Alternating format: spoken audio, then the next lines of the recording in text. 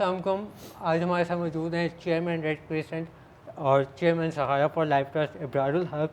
ان سے پوچھیں گے کہ پاکستان میں پہلا ہاسپٹل بنا آفٹر چائنا 15 دن میں کرونا کے حوالے سے.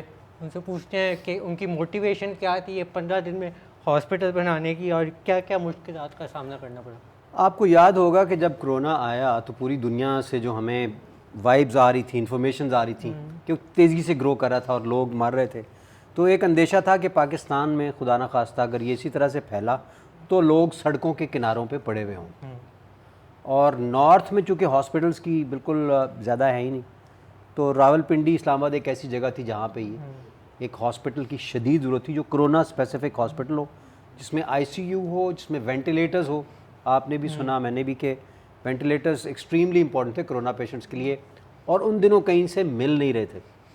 تو ہم نے ایک خواب دیکھ لیا میں نے کہ ایک ہسپتال ہمیں بنانا چاہیے 120 بیڈز کا، جس میں وینٹیلیٹرز بھی ہوں، اور اس کو عملی جامہ پہنانا تھا. ایک ہمارے پاس بلڈنگ تھی پرانی، لیکن وہ بڑی خستہ حال میں تھی. اس کو ٹھیک کرنا، اور ہم نے 15 دن کے اندر اس کو کیسے کرنا، یہ بہت بڑا ایک معاملہ تھا.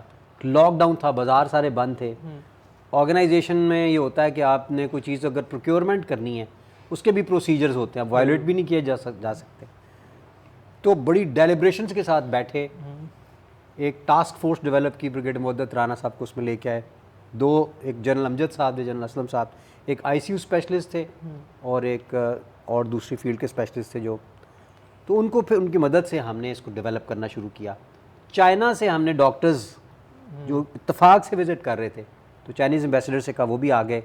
انہوں نے ہسپتال کو دیکھا تو وہ خوف زدہ، ہمیں بھی کر دیا انہوں نے، وہ بھی انہوں نے کہا یہ تو نہیں بن سکتا، کیونکہ اس میں تو 2 پیسج 3 زون فارمولہ ہی نہیں آپ نے بنایا.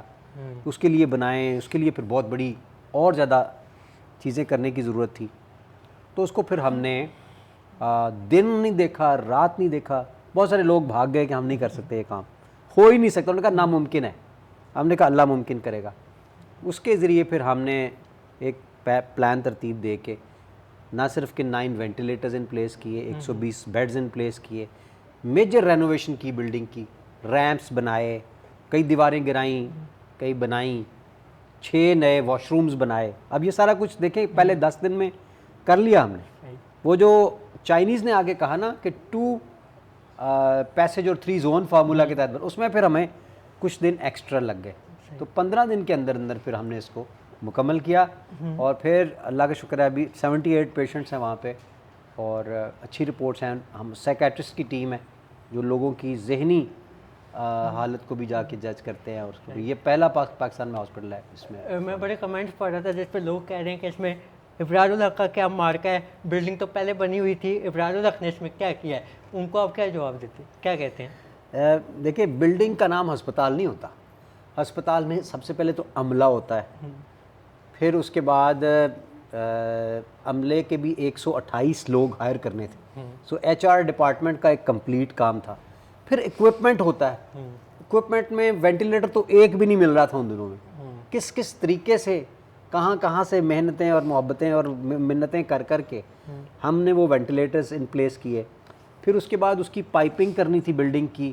پھر اس کے بعد ان کے پلانٹس لگنے تھے باہر، کیونکہ ہم نے وہ وہاں پہ وہ سلنڈر نہیں کھڑے کیے نا، باقاعدہ وہ آئی سی یو جو ہے اس کو modern state of the art I C U بنانا تھا، اس کو ان پلیس کیا. پھر جیسے میں نے کہا بلڈنگ میں میجر رینوویشنز تھیں. اس کی فنڈنگ میں گورنمنٹ کا کتنا سپورٹ تھا، اور آپ کے اپنے اینڈ پہ آپ نے کیا کیا اس میں؟ گورنمنٹ میں تو کوئی سپورٹ نہیں کرنی تھی، بیکاز ریڈ کریسنٹ کا ایک اپنا نظام ہوتا ہے.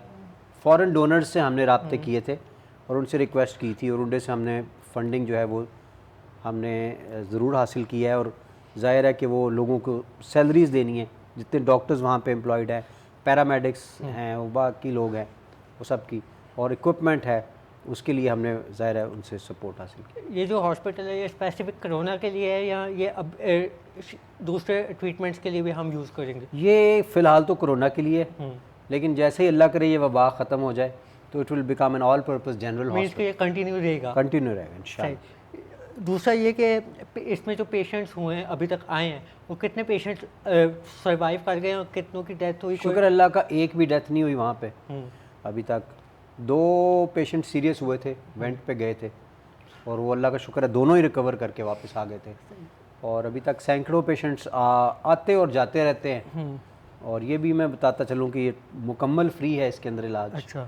اور نہ صرف کہ پیشنٹس کا فری ہے بلکہ ہم ان کے پیشنٹس کی جو فیملیز ہیں گھر پہ ان کی دیکھ بھال بھی کر رہے ہیں, ان کو بھی راشن وغیرہ پہنچا رہے ہیں. آج کل بہت بڑے شہروں نے پیشنٹس لینے سے منع کر دیا ہے.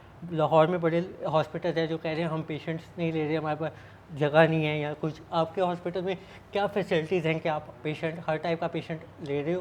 دیکھیں جب ہمارے پاس بھی خدا نخواستہ 120 بیڈز بھر جائیں گے یا 10 وینٹیلیٹرز ہو جائیں گے تو, یا 18 کی ویسے فیسلٹی ہم نے وہ کپلنگ کے ساتھ, تو پھر ہم بھی افسوس سے اس کو کریں گے اور کیا کریں گے. صحیح. اگر سپوز خدا نخواستہ کوئی ڈیتھ ہوتی ہے تو جیسے باقی ہاسپٹل باڈیز نہیں دیتے, تو فیملیز کے لیے کیا آپ کہتے ہیں کہ کس طرح آپ سے رجوع کریں باڈی کے لیے یا کیا کیا جائے؟ اس کا طریقہ کار یہ ہوتا ہے کہ دیکھیں فیملی جو باڈیز ہوتی ہیں نا وہ تو نہ تو سنیز کرتی ہیں نہ, ان کو اگر پراپرلی